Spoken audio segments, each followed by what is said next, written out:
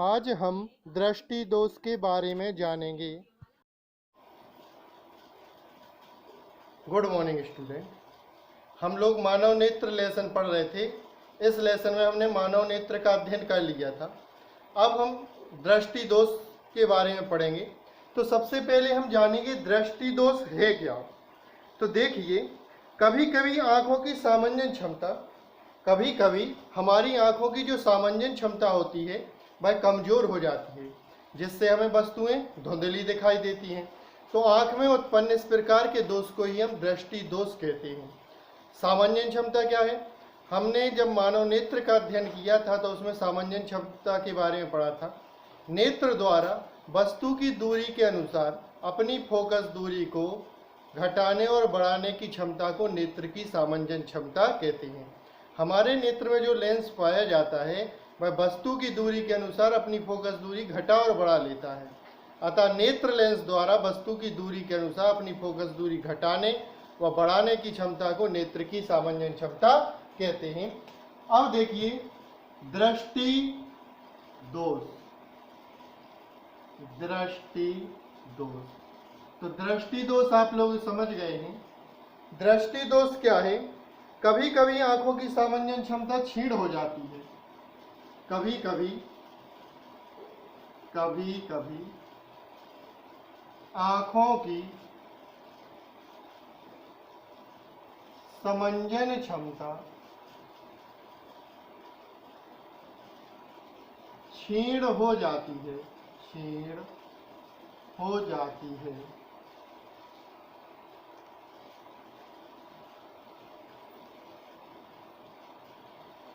जिस कारण स्पष्ट दिखाई नहीं देता है। जिसके कारण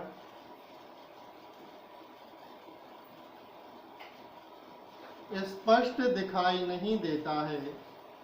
स्पष्ट दिखाई नहीं देता है।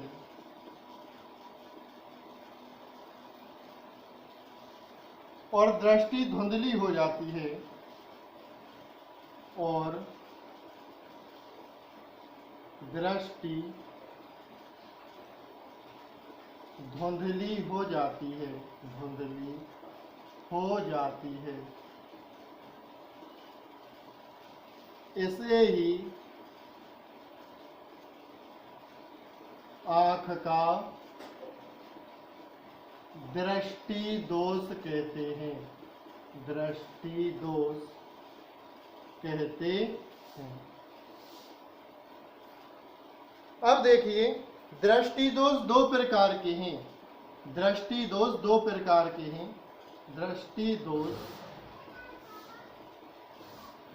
दो प्रकार के होते हैं। पहला हम पढ़ेंगे निकट दृष्टि दोष। निकट दृष्टि दोष। और दूसरा हम पढ़ेंगे दूर दृष्टि दोष। दूर दृष्टि दोष। तो देखिए, दृष्टि दोष समझ गए हैं क्या होता है। कभी कभी हमारी आंखों की जो सामंजन क्षमता होती है वह क्षीण हो जाती है। समंजन नहीं, सामंजन क्षमता।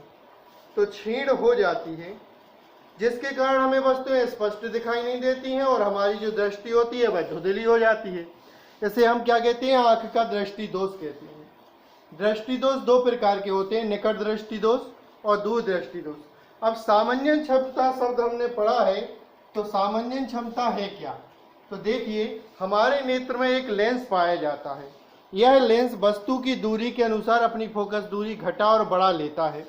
लेकिन क्या होता है, कभी कभी हमारी आयु बढ़ने के साथ साथ या अन्य किसी समस्या के कारण हमारे नेत्र का लेंस को अपनी फोकस दूरी घटाने और बढ़ाने में कुछ असमर्थता हो जाती है, या हम कहें सामान्य क्षमता हमारी क्षीण हो जाती है, जिसके कारण हमें स्पष्ट दिखाई नहीं देता है। यही दृष्टि दोष है। अब हम पढ़ेंगे निकट दृष्टि दोष के बारे में। तो आइए देखते हैं। अब हम निकट दृष्टि दोष देखेंगे। तो निकट दृष्टि दोष क्या है?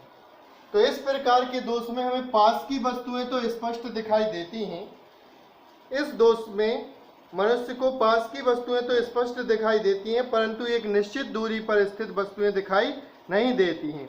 अर्थात जो नेत्र का दूर बिंदु होता है वह अनंत पर ना होकर अनंत से कुछ पास आ जाता है। अनंत से आने वाली किरणें दृष्टिपटल या रेटिना पर फोकस न होकर रेटिना के पहले ही किसी बिंदु R पर फोकस हो गई हैं, इसलिए दृष्टिपटल पर स्पष्ट प्रतिबिंब नहीं बनता है।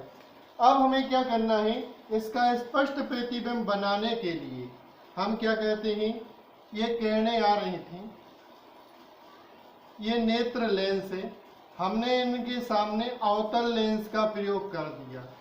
अब ये अवतल लेंस क्या करेगा, जहाँ पे हमने अवतल लेंस का प्रयोग किया है तो इस अवतल लेंस के कारण क्या होंगी, किरणें रेटिना पर जाकर फोकसित होंगी। तो ये जाकर किरणें कहाँ पे मिलेंगी, रेटिना पर जाकर मिल जाएगी। अर्थात व्यक्ति का प्रतिबिंब अब कहाँ पे बनेगा, रेटिना पर बनेगा।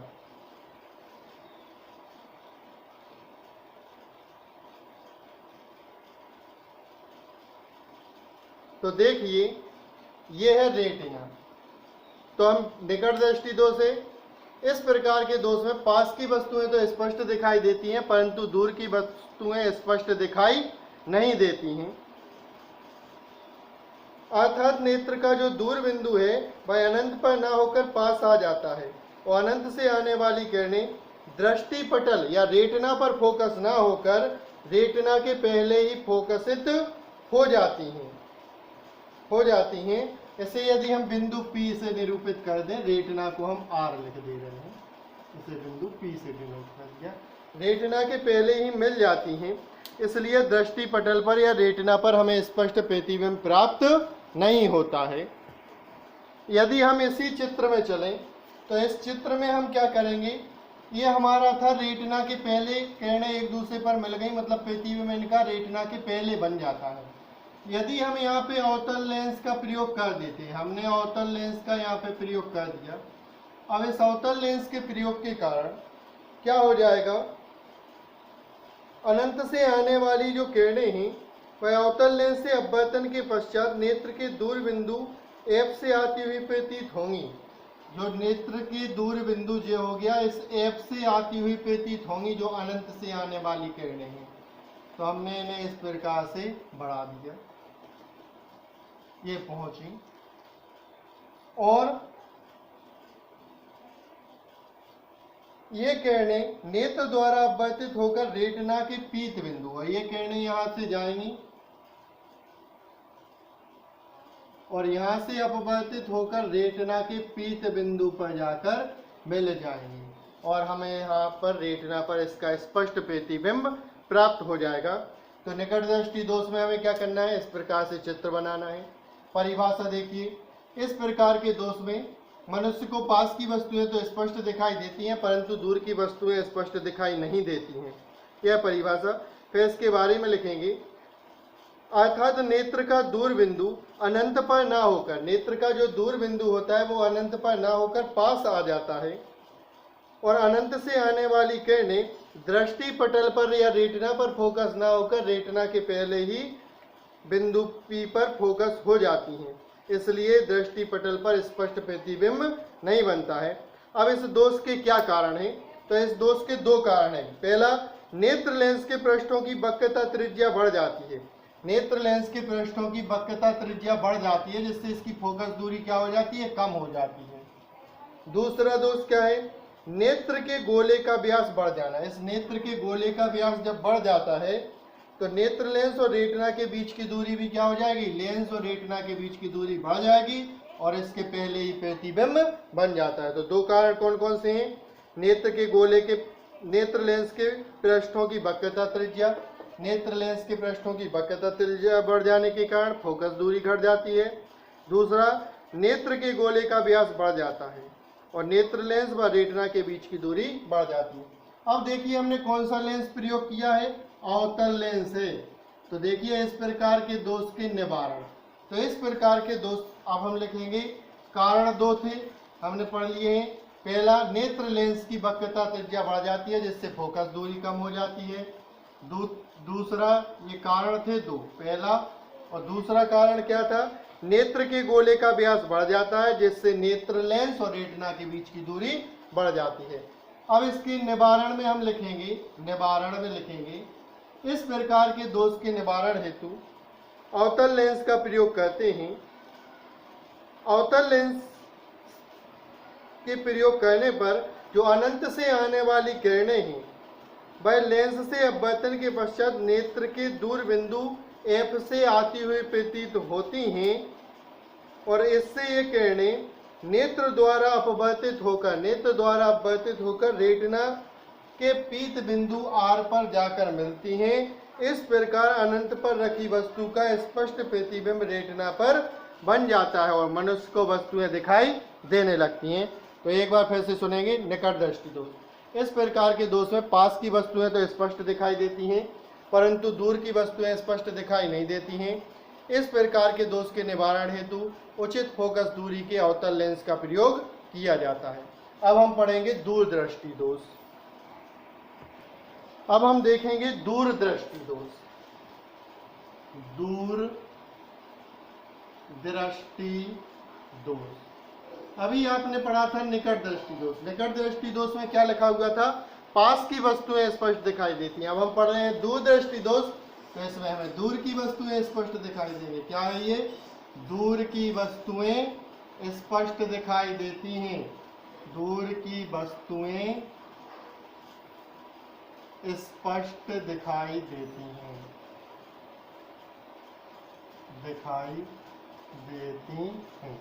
अब देखिए, निकट दृष्टि दोष में हमने पढ़ा था अवतल लेंस का प्रयोग, तो दूरदृष्टि दोष में हम कौन सा लेंस यूज करेंगे, उत्तल लेंस।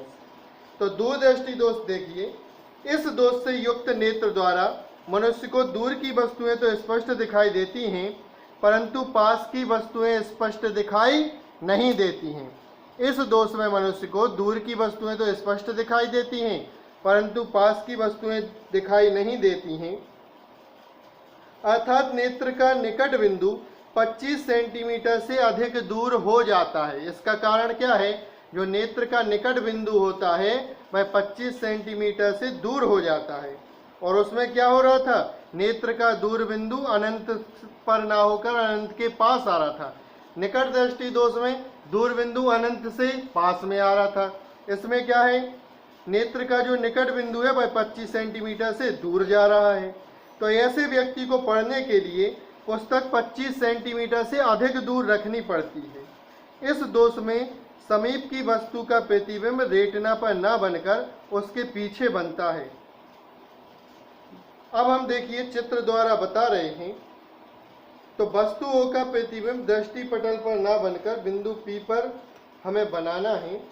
बिंदु P हम लेंगे रेटिना के आगे आएगा बिंदु P। अब हम देखते हैं चित्र। तो चित्र के लिए देखेंगे, सबसे पहले हम रखेंगे मानव नेत्र का लेंस बना दिया। यह है लेंस, ये है हमारा निकट बिंदु। कौन सा बिंदु है, निकट बिंदु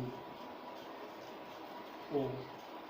निकट बिंदु से हम भेजेंगे किरणें, ये गई किरणें। अब निकट बिंदु से ये किरणें जाती हैं, ये है नेत्र लेंस L। तो यह नेत्र लेंस से अपवर्तित होकर जाएंगी जब, तो क्या होता है, रेटिना के बाहर पहुंच जाती है। बिंदु P लिख देंगे इधर, ये है रेटिना हमारी, तो इधर लिख दिया हमने R। तो ये नेत्र के बाहर पहुंच गई। तो क्या है, इस प्रकार के दोष में मनुष्य को पास की वस्तुएं स्पष्ट दिखाई नहीं देती लेकिन दूर की वस्तुएं क्या है, स्पष्ट दिखाई देती हैं। मतलब जो नेत्र का निकट बिंदु है वह 25 सेंटीमीटर से अधिक दूर हो जाता है। तो इसे पुस्तक पढ़ने के लिए 25 सेंटीमीटर से अधिक दूरी पर रखनी पड़ती है। तो ये इधर बाहर क्यों पहुंच गया, इसका कारण यह है, जो नेत्र लेंस है इसकी वक्रता त्रिज्या कम हो जाती है। वक्रता त्रिज्या कम होने के कारण इसकी फोकस दूरी बढ़ जाती है, या नेत्र के जो गोलक है इसका व्यास कम हो जाता है।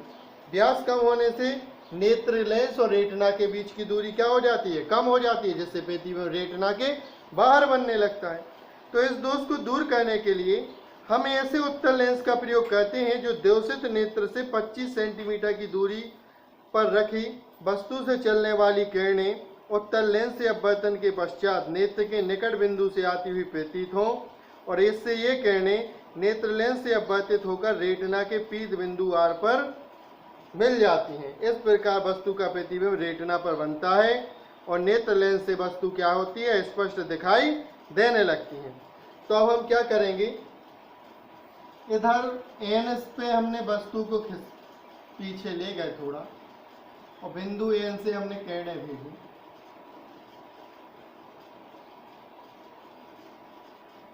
और हमने क्या किया, यहाँ पे रख दिया एक उत्तल लेंस।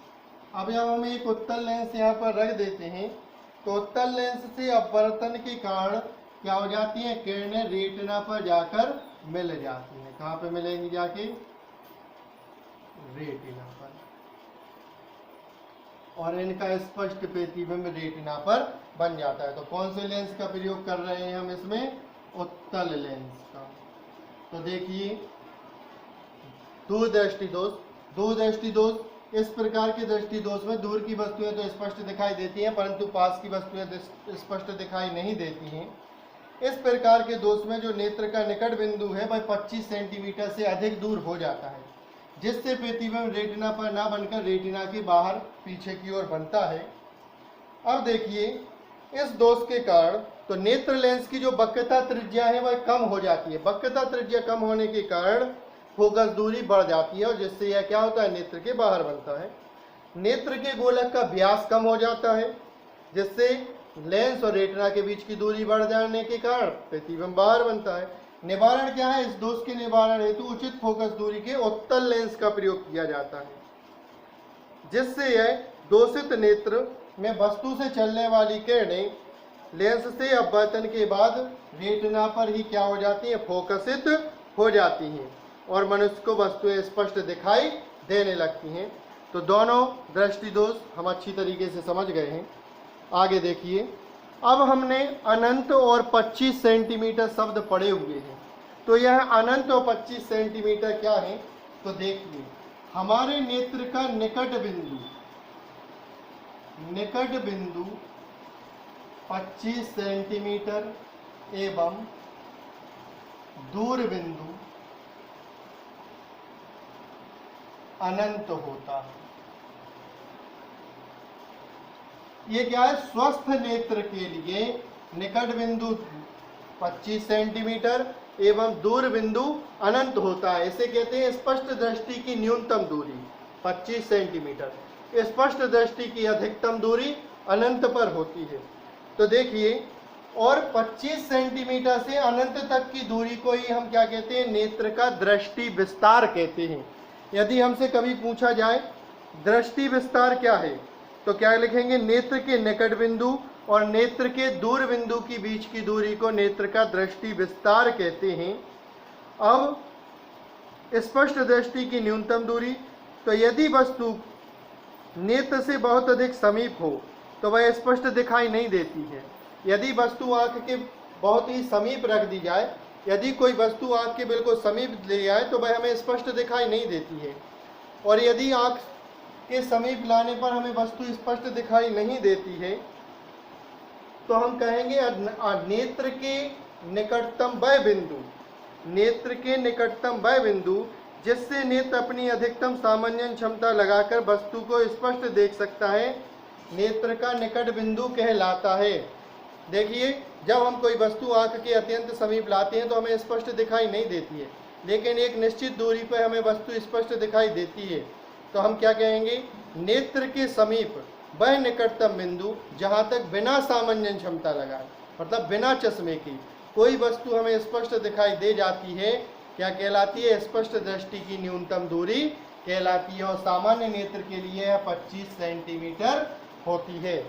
तो स्पष्ट दृष्टि की न्यूनतम दूरी क्या है, यदि वस्तु नेत्र के बहुत अधिक पास हो तो स्पष्ट दिखाई नहीं देती है, अतः वह निकटतम बिंदु जिसे नेत्र अपनी अधिकतम सामान्य क्षमता लगाकर स्पष्ट देख सकता है, नेत्र का निकट बिंदु कहलाता है।